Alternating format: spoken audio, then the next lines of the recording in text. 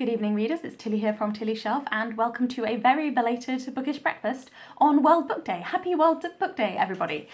So today, because it is World Book Day, I am reviewing a children's book, or what I think is supposed to be a children's book, and that is Every Heart a Doorway by Seanan McGuire. So I had to review this very late in the day because I actually bought it for my husband as a birthday present to him, and then I read it before him, and he has just started it now. He's maybe about 50 pages in, so I had to wait until he left the house before I could start reviewing it, just in case he overheard anything. And before I read the book, he made me promise to not even tell him if I liked it or what I thought about it, and I've managed to keep to that. But obviously if he overheard me filming an entire review, then he would know my opinions of the book. So he's gone out now and it's time to talk about it. So Every Heart a Doorway was written and published in 2016 by Seanan McGuire. In 2016 it won the Nebula Award for Best Novella, and 2017 the Hugo Award for Best Novella. It is definitely a novella. It's 175 pages long, I think. Less than 200 pages long, and it took me less than 3 hours to read. I read it on a night shift. Seanan McGuire is not an author that I'd previously heard of before my husband asked for the first book in the Wayward Children series. This series is called Wayward Children. There's going to be 10 books in total, and I think that's a great name for a series, by the way. But I looked her up before I filmed this review, and I think that she is an incredibly prolific author. So she writes under her own name dozens of books a year, and also under the name of Mira Grant. And I think Mira Grant is slightly maybe more adult or more darker stories that she writes under that name. That said, I'm saying that she writes maybe darker stories under a different name, but I'm going to put trigger warnings on this review. I'm going to put trigger warnings for child abuse and grooming, because I found certain parts of this story troubling, and I don't think they were supposed to be troubling, and that in some ways concerns me. But moving on, before we get onto that, I just wanted to talk about the quality of the edition. I'm reviewing this as if it's a children's book, I suppose, because I think that's what it's generally marketed at. It's maybe children's to young adults. I would say it's aimed at like 11, 12 years old, but in some places there's swear words, there's discussions of sexuality in a way that I don't think 12-year-olds can't read about sexuality at all, but I just think that having that incorporated in the way that it is maybe better for somebody who's slightly older. Otherwise it might just be not necessarily confusing, but just targeted at the wrong age. So apart from the writing makes it feel like it's aimed at like 12, but I would say maybe give it to somebody who's 14, for instance. It's a lovely quality of edition. It's got a very, very nice dust jacket, and underneath it, it's got this really nice smooth green cover with a little spaceship on it. And it has got a couple of illustrations. Whoa, it's all falling apart here. I will just try and find one off for you, because I was really pleasantly surprised to find the illustrations, and I think that's a really nice touch for a children's or young adult book where it's obviously aimed at people who don't need illustrations, but they just add a little bit to the world. And this is a great character from the story that I won't tell you too much about, but it just like really shows his character really well. I would have loved for there to be more illustrations. There's definitely space in this tiny book to pad it out with a few more. There's also really nice chapter headings with doorways on them, which I thought was quite sweet. So what is this book? This is children's fantasy murder mystery, that well-known genre. It's about kids in a magical school. The school isn't magical, but the children are. So all of these children have at some point in their lives opened a doorway and gone through into a magical world. If you think about Alice going down the rabbit hole, or Lucy going through the wardrobe, all of these kids have found a doorway like that and wound up somewhere that isn't reality for a while, and then they've been sent back for whatever reason. And it's about adapting, well, I thought it was going to be about adapting to the world on the way back. It's not so much, because all these kids have wound up in this school where they're all together, and it talks a little bit about like the therapeutic processes, but really mostly it's about the kids in the school kind of having an adventure there. I'm going to go ahead and say that this book is very, very much underwritten. It's really short. There was just so much in the setting that could have been explored more. There was so much in the characters that could have been explored more. It's a very character-dense story. There's a lot of different kids in this. My husband is like 50 pages in, and he keeps saying to me, are there going to be many more characters that I need to get to know? And I'm trying really hard not to like list them for him.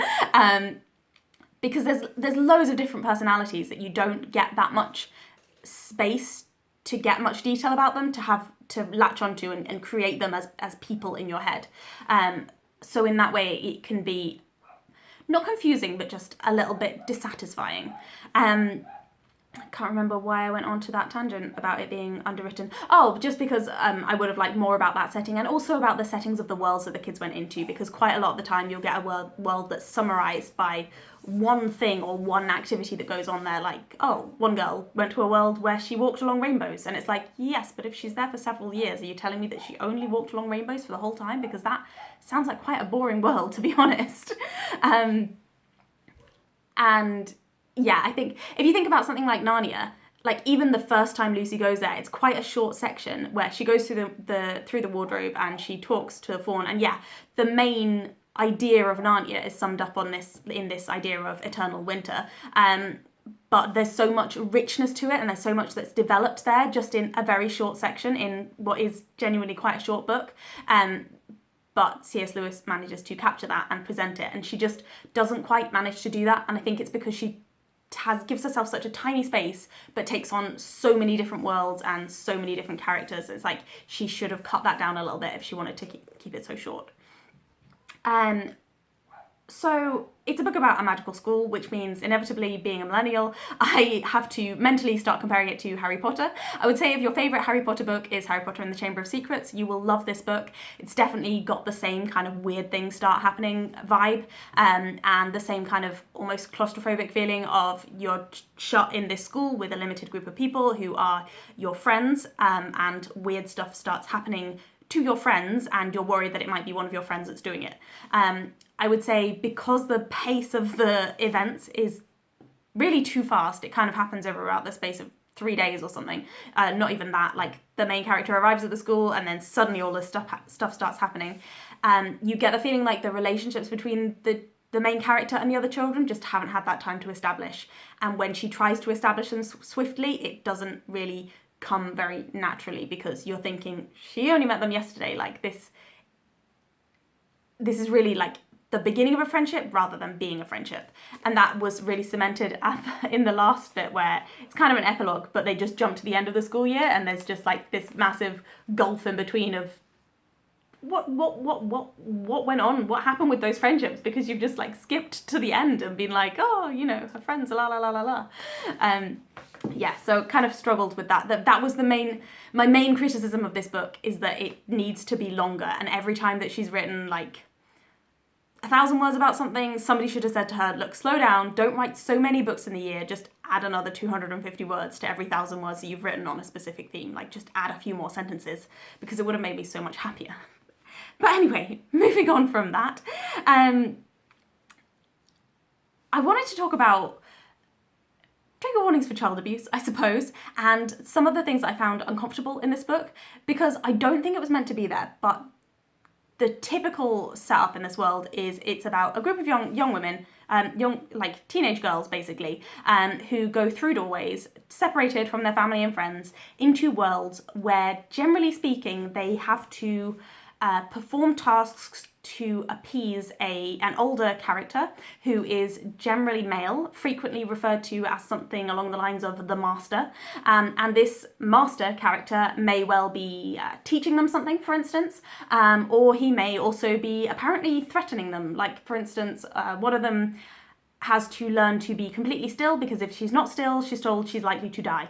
And I just found that quite reminiscent of some kind of if I can get my words out, coercive control, or just general unpleasantness, and just the way the children act when they come back into the real world, where they are struggling to talk to their parents, struggling to relate to their friends, struggling to, I suppose, behave according to how they used to behave, and often seem to have kind of like lost a lot of their life and sparkle. And like the main character stops wearing any colour in her life, she doesn't want to wear any colour anymore, and that's presented as being like, oh, it's good because it's her loyalty to the world that she was in, and the lord that she was serving in the world that she was in. But it's kind of like grooming, and it's a bit weird.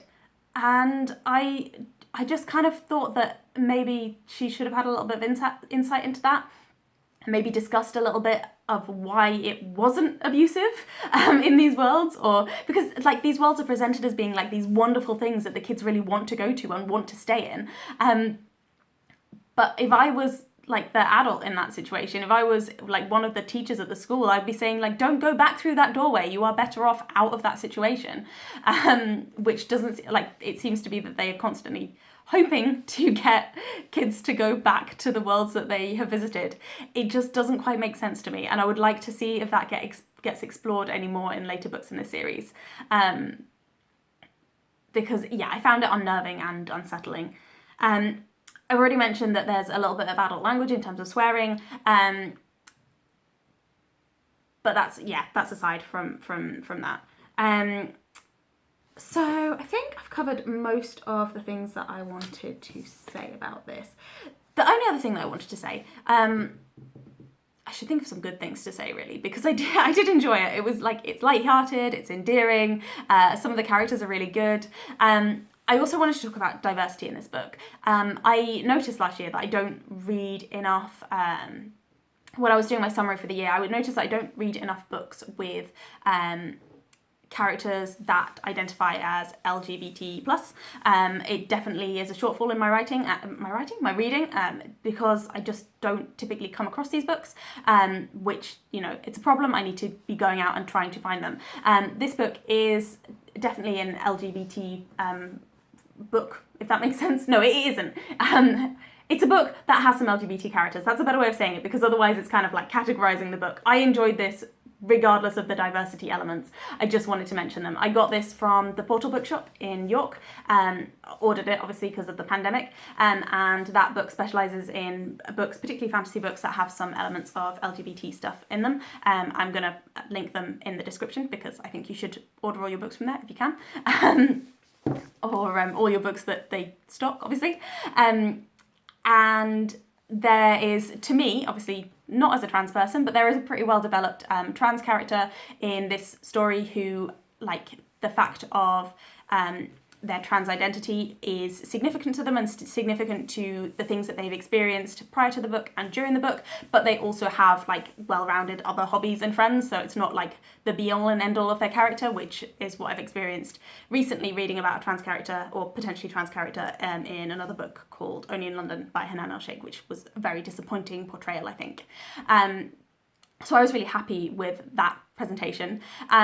She also, one of the characters is asexual, which is great, and I know I've talked to some friends about this who identify as asexual, and they was just saying that they love having books with characters who are like happy and proud of their asexual identity. And there was like, I just want to make this clear, I have absolutely no problem with this character being asexual, and I think it's great, it's absolutely fine. The thing that bothered me reading this book was the times in which that is discussed.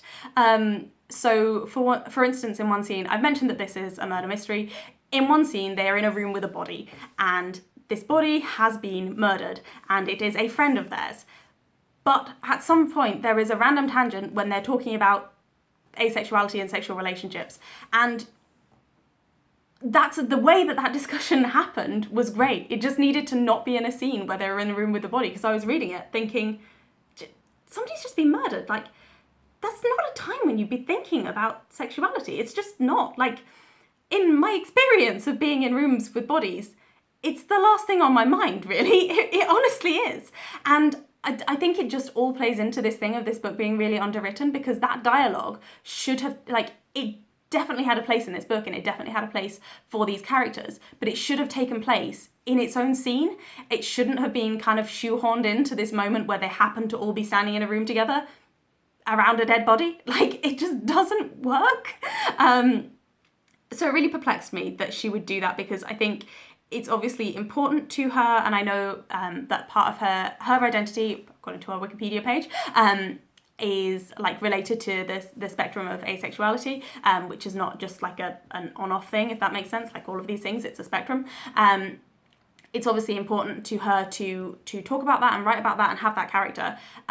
But it's weird that she didn't give it enough importance to just give this book like one extra chapter where that conversation could have happened in a natural way, as opposed to just slightly awkward. Like, it really threw me out of the story, because I was enjoying the murder mystery side, and then I was enjoying that conversation. Then I was like, it's like they talk, and then they turn back to the body. It's just, yeah, why why would you, it just seems counterproductive. It really does, because it drew attention to that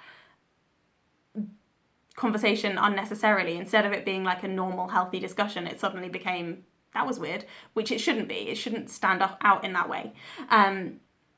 So yeah, I've definitely talked about that specific aspect too much. But let me know what you think about things like that, because I mean, I guess it must be hard, because it's not always relevant. Like, you could have an asexual character, but if their sexuality is never mentioned in the book, nobody's ever going to know or mind. And people who would like to hear about that in order to, like, because of like identifying that way or whatever, it would miss out on that opportunity. So it's good to like openly talk about how a character identifies, to give people like those kind of role models or people to relate to.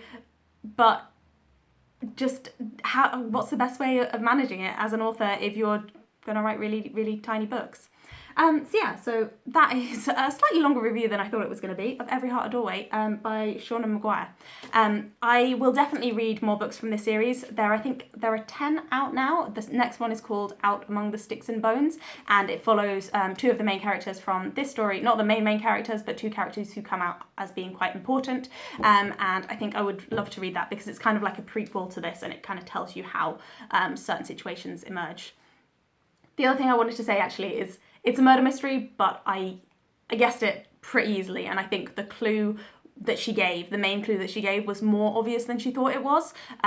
Not to spoil it for anyone, I mean, I'm just saying that the clue was not very cryptic, but then that might be an age range thing, and what you see as a cryptic clue as an adult and what you see as a cryptic clue as a kind of young adult, young teen, probably be quite different. Anyway, thank you very much for watching, and if you have read this book, let me know what you think. Goodbye and happy World Book Day.